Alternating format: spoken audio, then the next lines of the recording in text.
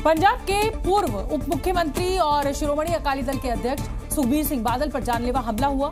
यह हमला उस वक्त हुआ जब सुखबीर बादल स्वर्ण मंदिर में सेवा करने पहुंचे थे। इस हमले का वीडियो भी सामने आया। सुखबीर सिंह बादल अकाल तख्त साहिब की ओर से धार्मिक सजा के बाद गोल्डन टेम्पल पहुंचे थे, जहां उन्हें सेवादार की भूमिका निभानी थी। सुखबीर बादल पहरेदार की भूमिका में बैठे थे, तभी उनके बॉडीगार्ड्स एक दिशा में भागने लगते हैं और फायरिंग होती है। बॉडीगार्ड्स आरोपी का हाथ पकड़ लेते हैं और उसके हाथ से पिस्तौल छीनते हैं। चौकन्ने सुरक्षा गार्ड्स की बदौलत बड़ा कांड होने से बच जाता है और आरोपी को धर दबोचा गया। लेकिन आरोपी को फायरिंग का कोई मलाल नहीं होता, वो हंसता हुआ दिखाई देता है। वो बंदे दा असी जदों आया मैं मिस्टैली च खड़ा सी जी ते वो देख के जदों कड्ढन लग्या ते उन्होंने असी सारिਆਂ ने राउंड अप करके ਉਹਦਾ पिस्टल भी खोलिया, बंदा भी गिरफ्तार कर लिया।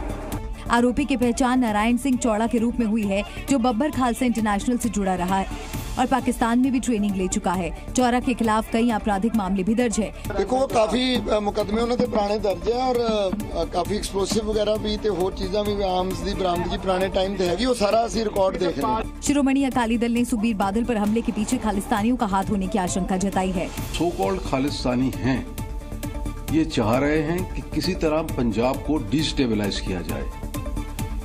इसमें पाकिस्तान की भी साजिश हो सकती है। ये तो साफ है जाहिर कि कुछ बाहर की ताकतें हैं, चाहे वो कनाडा में बैठी हों, चाहे वो अमेरिका में बैठी हों, जिसका इसमें हाथ है। तो वहीं पंजाब के मुख्यमंत्री भगवंत मान ने इस घटना की निंदा की और पंजाब पुलिस से पूरे मामले पर रिपोर्ट तलब की है। साथ ही भगवंत मान ने उन पुलिसकर्मियों की जमकर तारीफ की जिन्होंने बड़ा हादसा होने से टाल दिया। दरअसल सुखबीर बादल मंगलवार से ही स्वर्ण मंदिर में मौजूद थे और धार्मिक सजा के तौर पर पहले दिन स्वर्ण मंदिर की सामुदायिक रसोई में बर्तन भी साफ किए। इस दौरान उन्होंने सेवादारों वाले परिधान भी पहने। सुखबीर सिंह बादल के पैर में फ्रैक्चर है, इसलिए वो व्हील चेयर पर ही पहरेदारी कर रहे थे।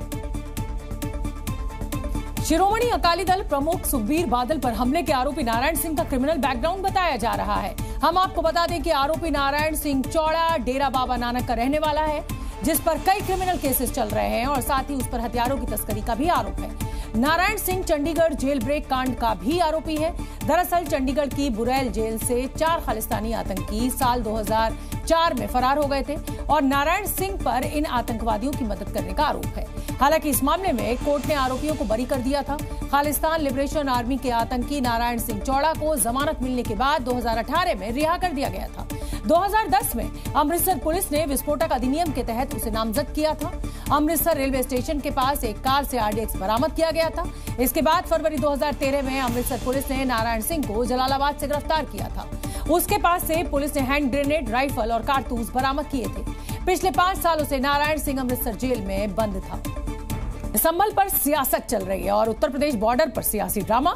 दिल्ली से चला गया दांव लखनऊ को साधने की रणनीति है। आज उत्तर प्रदेश दिल्ली बॉर्डर पर सुबह से ही खूब हंगामा मचा, जिसकी एक एक तस्वीर में सैकड़ों संदेश छिपे हुए हैं।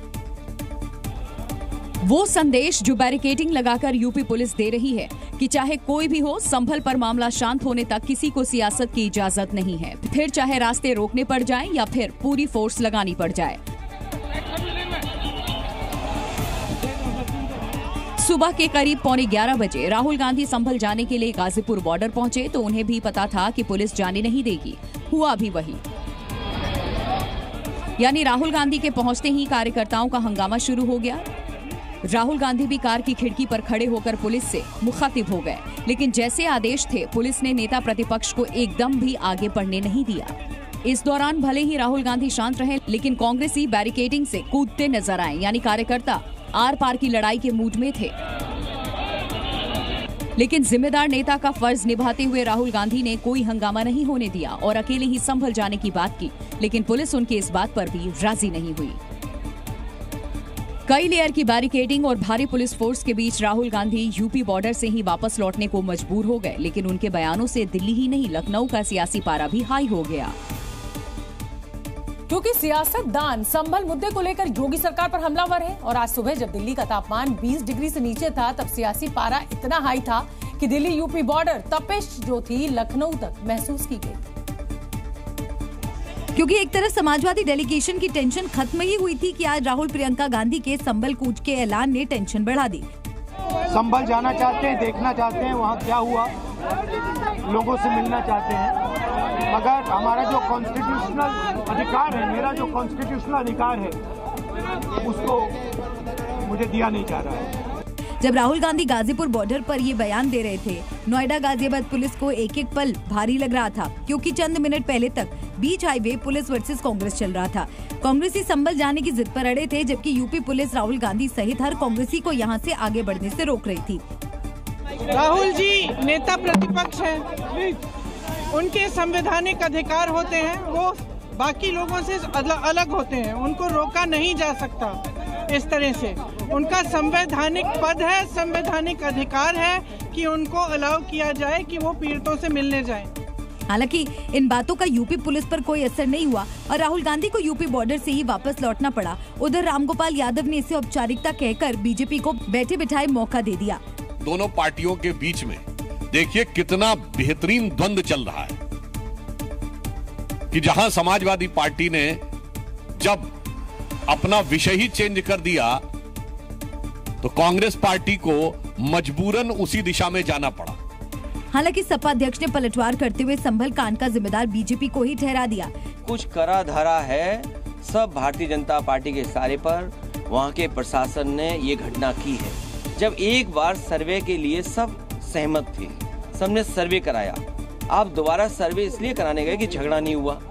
यानी शांत संभल पर सियासी तपिश बढ़ती जा रही है, लेकिन यूपी में योगी सरकार अब तक विपक्ष के मंसूबों पर लगातार पानी फेरती रही है। वहीं संभल न जा पाने की वजह से राहुल गांधी तो लौट गए, लेकिन पीछे छूट गया कई किलोमीटर लंबा जाम, वो जाम जिसमें फंसी जनता का धैर्य जवाब दे गया। तो बीच सड़क कांग्रेस वर्सेस पब्लिक का संग्राम छिड़ गया। यानी वही जगह वही मुद्दा, लेकिन जहां चंद मिनट पहले राहुल गांधी जिंदाबाद हो रहा था, वहां जनता राहुल गांधी मुर्दाबाद के नारे लगाने लगी। ये नारे सुन कांग्रेसियों का धैर्य जवाब दे गया। महात्मा गांधी की अहिंसा का पाठ भूल कांग्रेसी राहगीरों और मुसाफिरों पर टूट पड़े। जरा इन तस्वीरों को देखिए, किस तरह कांग्रेस कार्यकर्ता लोगों से मारपीट कर रहे हैं, उनसे धक्का मुक्की कर रहे हैं। दरअसल जनता की शिकायत बस ये थी कि राहुल गांधी का काफिला अगर दूसरी रोड पर था तो एक लेन खाली रखनी थी। यानी पॉलिटिक्स के चक्कर में पब्लिक को जाम में क्यों फंसा दिया। हम तो ये कह रहे हैं हमारा रास्ता खाली करो, इमरजेंसी है, वहाँ मौत हुई पड़ी है, हम ये चाहते हैं हमें निकाल दो ताकि उस मरने वाले के साथ तो हो जाए, उसकी अर्थी के साथ। यानी किसी को मेडिकल इमरजेंसी थी, किसी के परिवार में मौत हो रखी थी, तो कोई रोजी रोटी के लिए निकला था। लेकिन संभल पर सियासत के चक्कर में आम जनता हाईवे पर फंस गई। भला गुस्सा क्यों ना बढ़ता लोगों का। मेरे को कुछ पता नहीं है क्यों रोका गया, क्या है उधर में है वो, तो ये रास्ता क्यों ब्लॉक की गई है। और इसी तरह पब्लिक का गुस्सा बढ़ता गया। फिर राहुल गांधी के खिलाफ नारेबाजी शुरू हो गई और आखिर में कांग्रेस कार्यकर्ता वर्सेस पब्लिक में महाभारत छिड़ गई। यानी राहुल गांधी संभल तो नहीं पहुंचे, लेकिन लोगों का गुस्सा उन तक जरूर पहुंच गया। हालांकि सड़कें पुलिस ने बंद कर रखी थी। ये बात जनता को समझाने में कांग्रेस भी फेल ही रही।